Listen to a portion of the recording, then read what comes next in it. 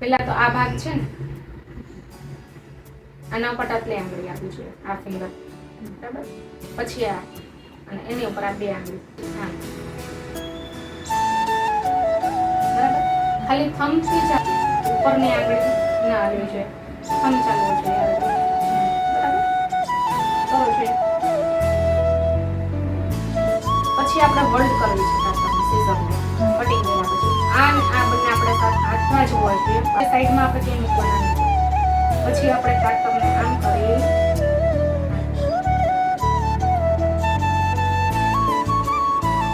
પછી અહીંયાથી આપણે ટકલી આંગળી છે ને એથી લઈ લેવાની નીચે, અને પછી અહીંયાથી આ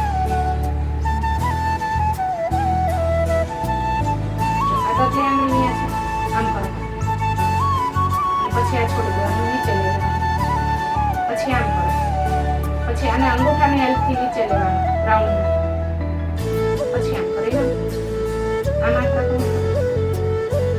બરાબર.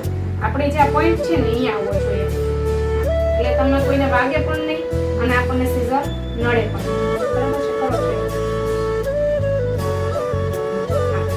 પછી અહીંયાથી નીચે આંગળી લેવાની, પછી અહીંયા રાખવાનું.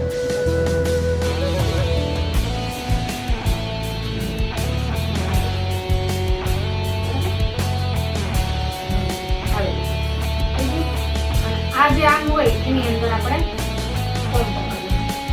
રેડી? કરો છો?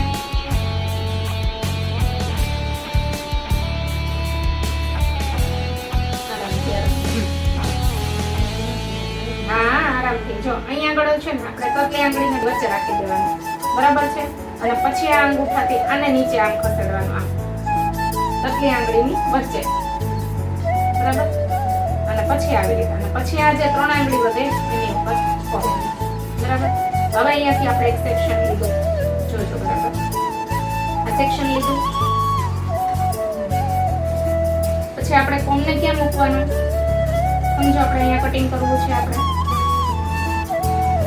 પછી અહીંયાથી આપણે કટ કરવું છે તો કોમને અહીંયા રાખી દેવાનું, અને પછી આને અહીંયા કટિંગ હતું એની, અને પછી અહીંયા કટ કરવાનું.